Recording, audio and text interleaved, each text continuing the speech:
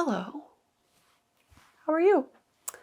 Just here today with my Trader Joe's cup of tea, and I am here to talk to you today about books, as per usual.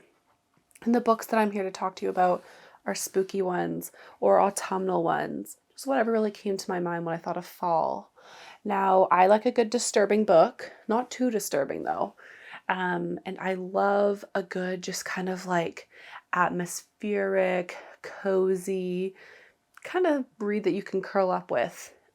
Things that feel Victorian or medieval, or dark academia. So that kind of vibe. This is the vibe we're going on. So if that stuff sounds good to you, keep watching. And if it doesn't, click out. In the mug today, we have Trader Joe's Harvest Blend cup of tea, and I love it. And people say that the Celestial one that's like supposed to be the same tastes the same, but it doesn't. This one is so much better. The other one tastes like fake apple. And so we're here today. We're here today to talk about books. So I'm going to start with books that I've read, and then I'm going to talk about books that I haven't read that I'm looking forward to reading. So the first book, let's just go through some basic classics here, okay? Ones that you can't not read in the fall. Okay, so the first one that we have here is an amazing Gothic classic that you can't go wrong with. If you haven't read it, this is your sign. This is it.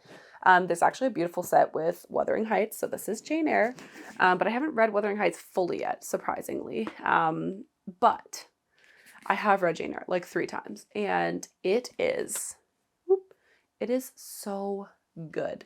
So it follows Jane Eyre, who's orphaned at a young age, and she's kind of like thrust into this, I think it's called Lowood or Lockwood School, for girls, a boarding school. And everyone is terrible. And when she kind of gets to an old enough age, she is sent away to Thornfield Hall to be its governess for, I think the young girl there is named Adele.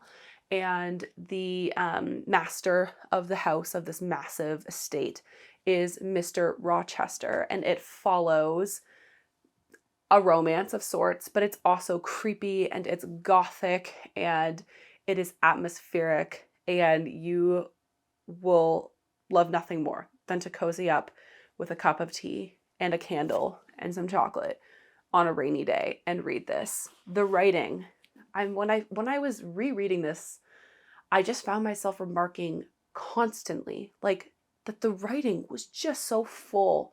I couldn't not pay attention, because if I did, I would miss something beautiful.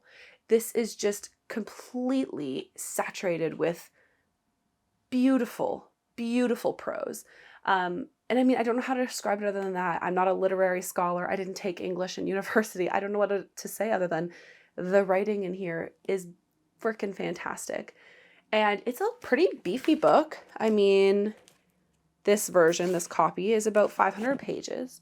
So, I mean, it's not nothing, but it reads at such a good pace, and it's just so unsettling and also comforting. I don't know how to explain it. And I think most women who watch it can see themselves in Jane Eyre. She is the every woman. And so I really highly recommend this. Just honestly, such a great read. Huge 5 out of 5. 5 out of 5. Okay, so this book is one that everybody and their mother needs to have read in their lifetime. This is Rebecca by Daphne du Maurier. Now, despite what the title suggests, this is actually the main character, the heroine of the novel, is not named Rebecca. So what the story is about is that we have our main character. We do not know her name, and she is, I think the term's like a lady's maid. But anyways, she's being a lady's maid somewhere at some fancy thing.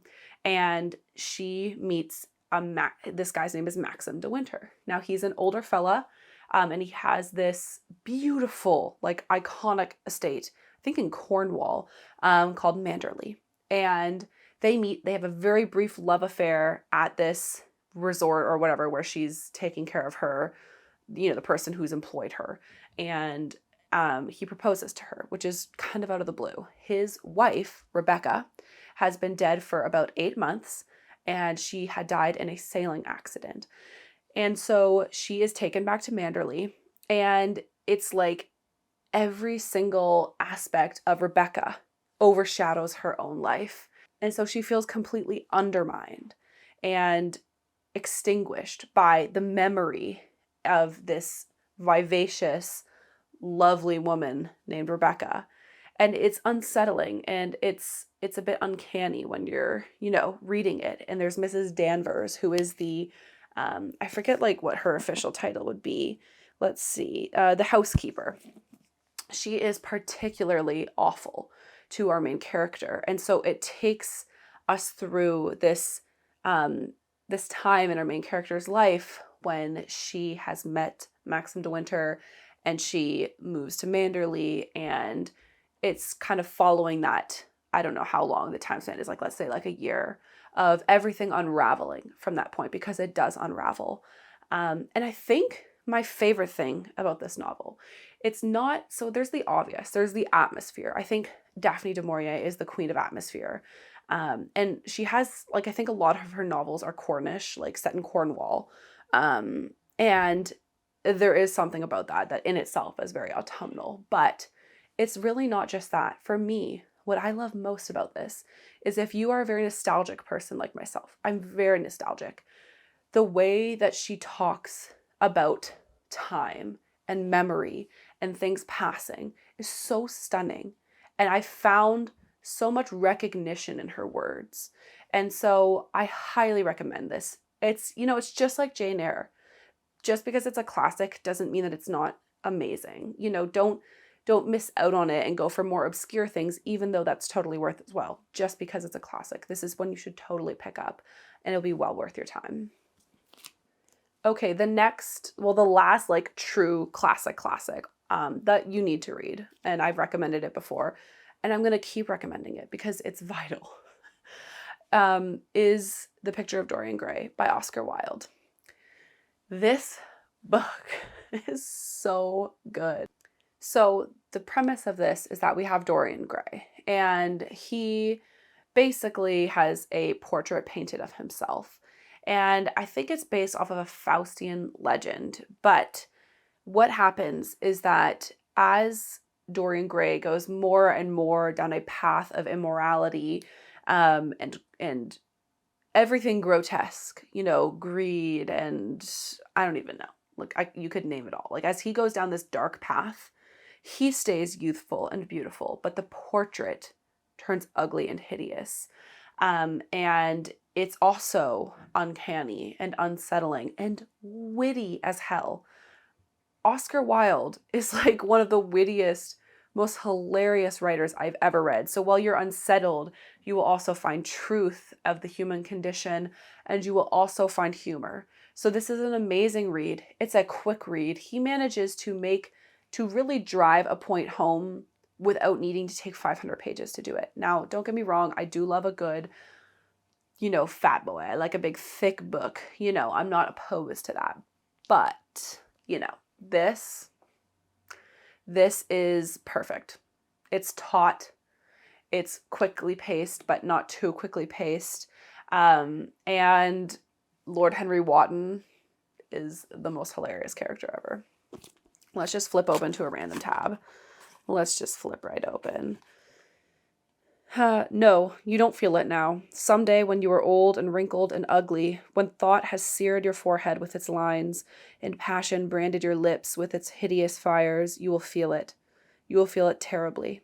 Now, wherever you go, you charm the world. Will it always be so? You have a wonderfully beautiful face, Mr. Gray. Don't frown.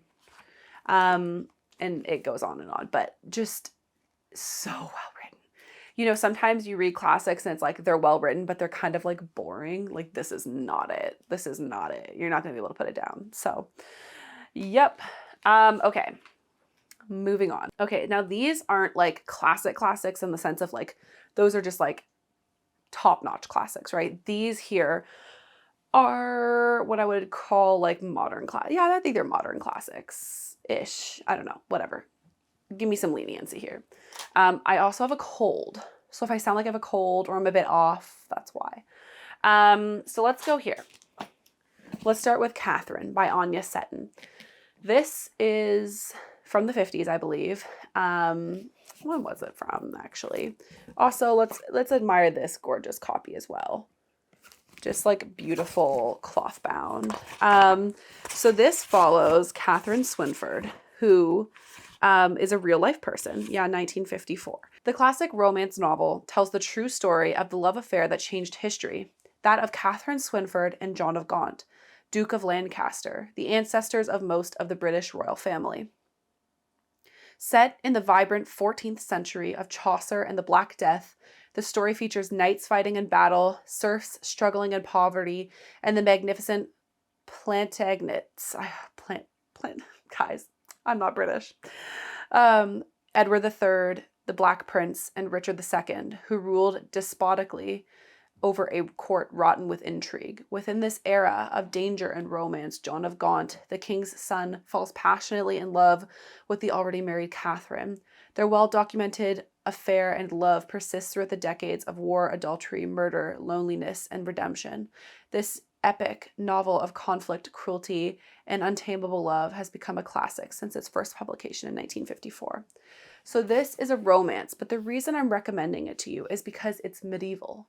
And I don't know about you, but I just like associate medieval with fall. And so it follows Catherine from her young life until her end. It follows her life. And it is beautifully written. It's just a beautifully written piece of fiction. And it's just so interesting. Like I found myself being just tied to the book. I couldn't not read it. And I found Catherine's life to be so fascinating. And now this is fiction, right? It's just going off of, I think she did a lot of research, but this is just going off of what she thinks. So this is not, truth, but we do know that Catherine and John of Gaunt, this is a thing. And she was literally, her sister married Geoffrey Chaucer in real life. Okay. But yeah, so it's just very autumnal, lots of like castles and like crackling fires and, horse rides through the woods and, long sweeping gowns and, just that vibe. Halls, with long tables and knights, and it's just very autumnal in my opinion. So that's one I highly recommend. Okay.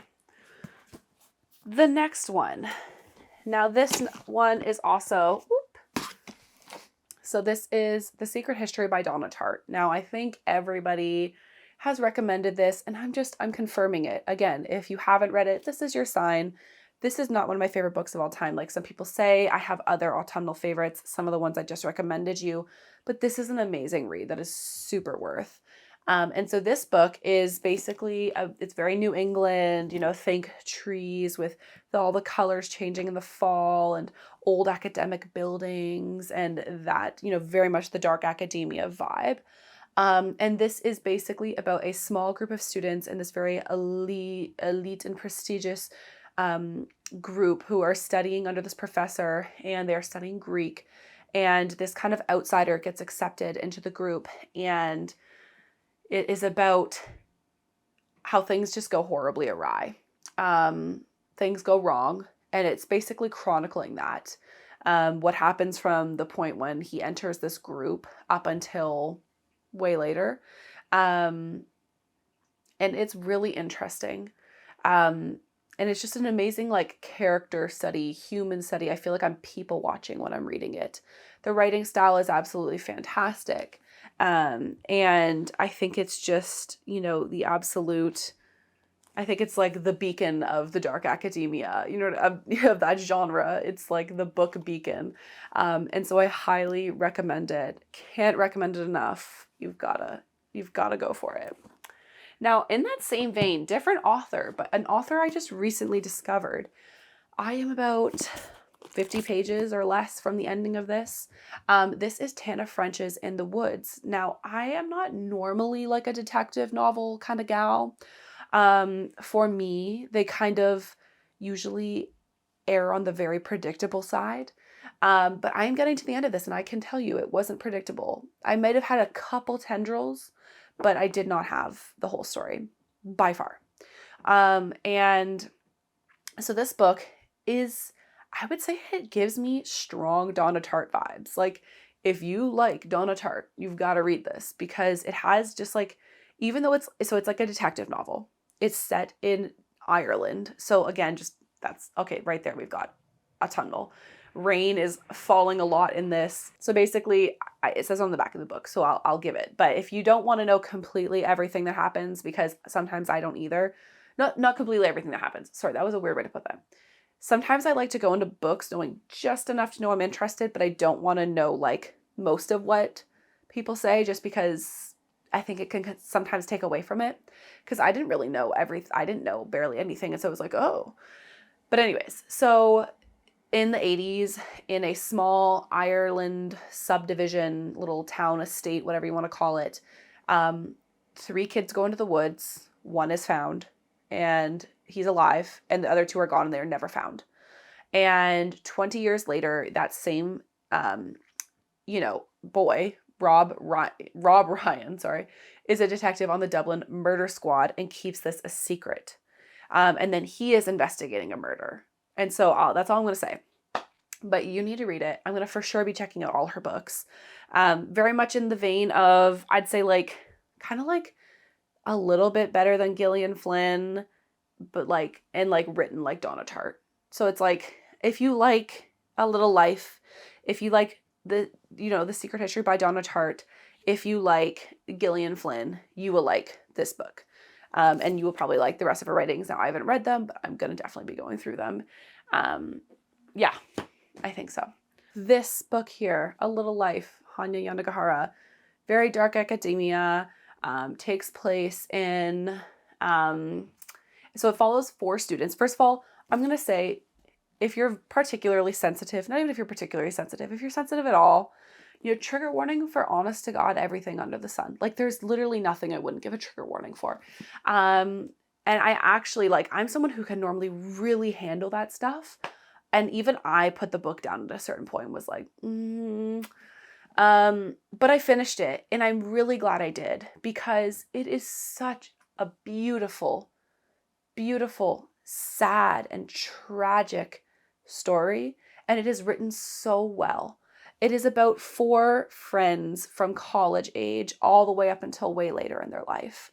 And it mainly follows one of the characters, Jude, and another character, Willem. But the other 2, I think it's JB, and I can't remember the other one. They are also in the group. And it follows them through their life. And just very much like career-centric people, like city dweller people, and like following them through their life. Mainly following Jude, and going through and discussing and unearthing a lot of his trauma, and the dynamics of his current life and relationships and how they play into that trauma. And I think it's stunning. And people will say this is torture porn, and it is. It is honestly very torturous to read. But I have to say, I know people in real life, not me, but I do know people in real life whose stories come up against this one pretty closely. And so there are people out there who do experience this level of violence. And I think it's a beautiful thing to have their stories also represented. For me, this did not feel voyeuristic, but I think for some people, they did find it voyeuristic. But I just found him grappling with his trauma and the brokenness as a result of that felt deeply human to me. And so that's all I'm going to say, but I really recommend it. It's a big book. It's a thick book, and you will sob. And if you don't, honestly, this should be the DSM-5 for, a psychopath if you don't cry at this book. So, it will make you cry if you're human, if you feel emotion, and it's terribly sad, but it's so worth it. In life, sometimes the sad, it's not like sad things just have to be the things that make art, but this did feel like art. I also remember hearing that the author, Hanya Yanagihara, sorry if I'm butchering that, but that she was offered kind of like a TV show deal, and they wanted to do, I forget what it was, but they wanted to make some change to the characters that just made no sense. And she was just like, no, I'm not gonna betray my characters like that just for profit kind of thing. And so I really respected that she, held to her art. But yeah. Okay, guys, I'm going to bring it back now. Now I have a little sticky note here because there's some books that I don't have in person because I have them in Canada, where my family's from, where I'm from. And my family is graciously housing like a lot of books. And so one of the books, it is not a book actually, it's a series. And now hear me out. I am not saying to read this because it's like the best thing ever. Okay, so far from it. I'm saying to read it because it's a vibe. The vibes are immaculate. They are so immaculate. And don't click out. I'm talking about Twilight. Okay, I'm talking about Twilight. But hear me out. It is a vibe, and I want to reread it because I've just noticed all of a sudden all this stuff on like TikTok and like on YouTube, all these like Twilight playlists, and like the vibes are so good and like the aesthetics are good, even though it's like the cheesiest movie and the cheesiest books. It's like just like a rainy, sleepy town in the peninsula of Washington. I live in Washington State. It's just so autumnal, and for me, it's a part of my childhood. Okay, it's a part of my youth. But if you're younger than me, you should give it a shot. Because like I feel like it's definitely for the younger generation. It's like a very much YA, but it's a classic YA. Okay, so don't hate on me for that one. Okay, so the next one that I'm going to talk about is a book called Burial Rites by Hannah Kent. This was a book that was extremely popular on BookTube like 5-6 years ago. A lot of the people I watched at the time were recommending this, and I read it and I really loved it. It had a very autumnal vibe, and I hate, like, my husband like keeps laughing at me because I keep saying that. So it's like, don't hate me. I know I'm being annoying, but like, I don't know what else to say. Like, it's set in Iceland in like the 1800s. That's pretty damn autumnal to me. I'm just going to read the description because it has been a while since I read it, but I remember being very impressed by the quality of writing and very impressed because it was Hannah Kent, the author's debut novel, which is shocking. So this says a brilliant literary debut inspired by a true story, the final days of a young woman accused of murder in Iceland in 1829. Set against Iceland's stark landscape, Hannah Kent brings to vivid life the story of Agnes, who, charged with the brutal murder of her former master, is sent to an isolated farm to await execution. Horrified at the prospect of housing a convicted murderer, the family avoids Agnes. Only Toddy, a priest Agnes has mysteriously chosen to be her spiritual guardian, seeks to understand her. But as Agnes's death looms, the farmer's wife and their daughters learn there is another side to the sensational story that they have heard. Riveting and rich with lyricism, Burial Rites evokes a dramatic existence in a distant time and place and asks the question, how can one woman hope to endure when her life depends upon the stories told by others? So I just remember being very impressed, and it has just like,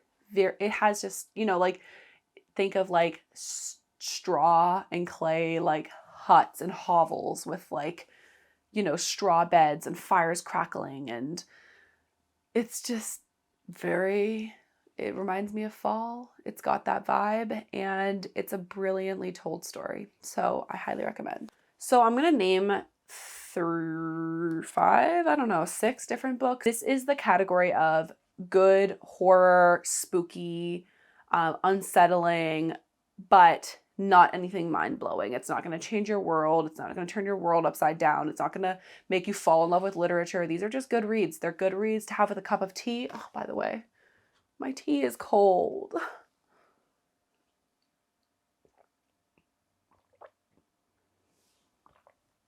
So these are great reads to have with a cup of tea and curling up on a dark, stormy night. Now, if you're like me and you are in Washington, that's a lot. That's a lot of the time.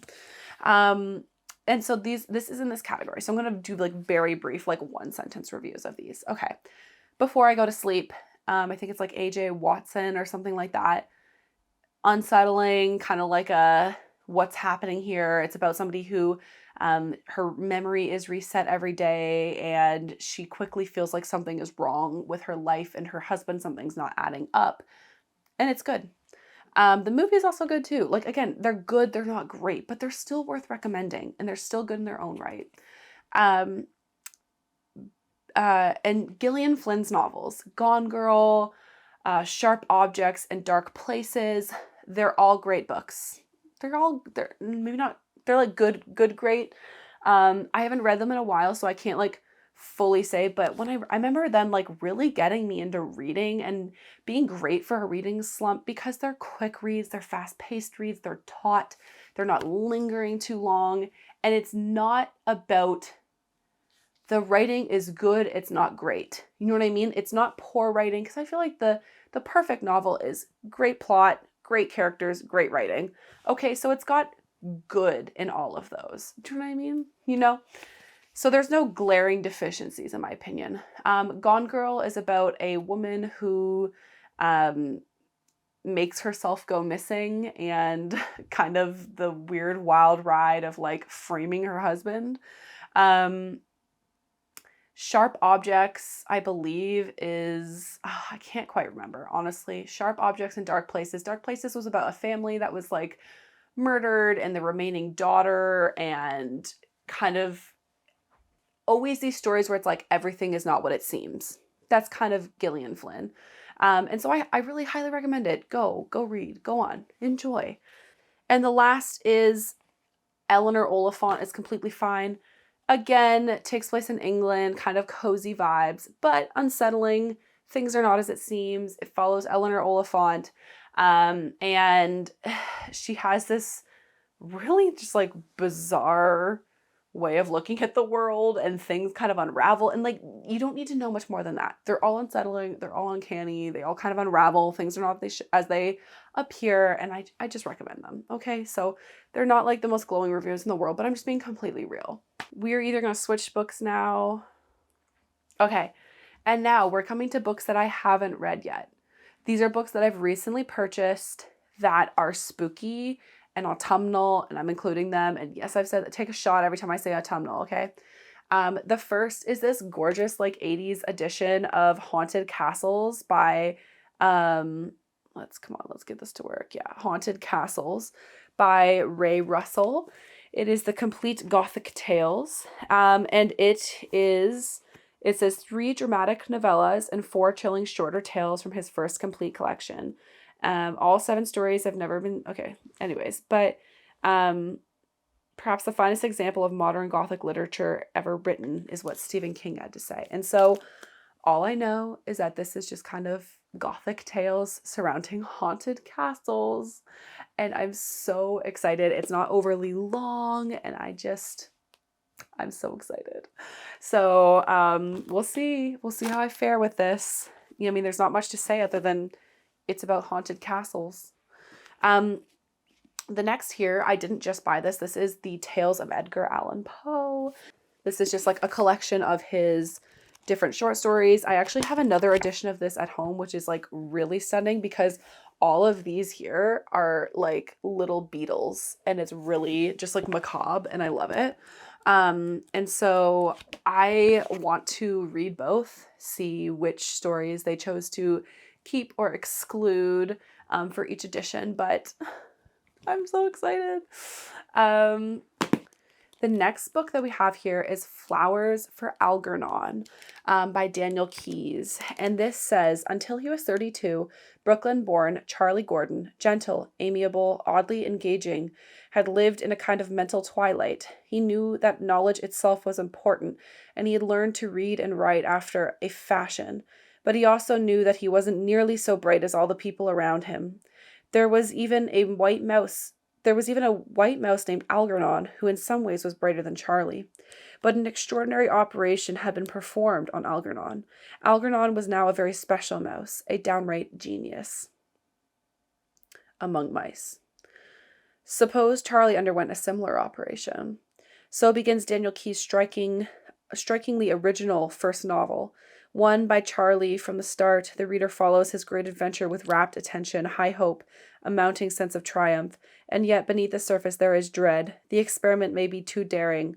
Unpredictable dangers may lie ahead for Charlie and for Algernon. Basically, I've heard this is devastating. I've heard that it's really sad. Also, another beautiful vintage edition with like one of those things where it's like, what do you see when you look at it? I forget what it's called, but just like such a pretty edition. And so I've heard a lot of amazing things about this, and I'm really excited to read it. I think it'll be depressing and sad, and that's kind of the stuff I look to read in the fall. I know it sounds horrible, but it's true. Okay, this one is so hefty, and now some pages literally look like this. Okay. And some pages have normal full text. Okay, but this is the iconic House of Leaves by Mark Z. Danielewski. Danielewski. Wow. Okay. So this says, when a young family moves into a small home on Ash Tree Lane, they discover something is terribly wrong. Their house is bigger on the inside than it is on the outside.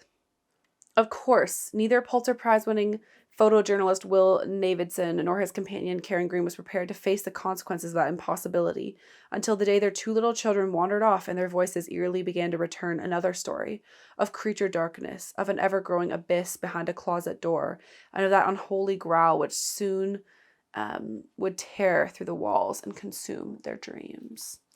And so I've heard amazing things about this bad boy. I really want to read it. I've heard that it will just pull you in and that it's so creepy and weird.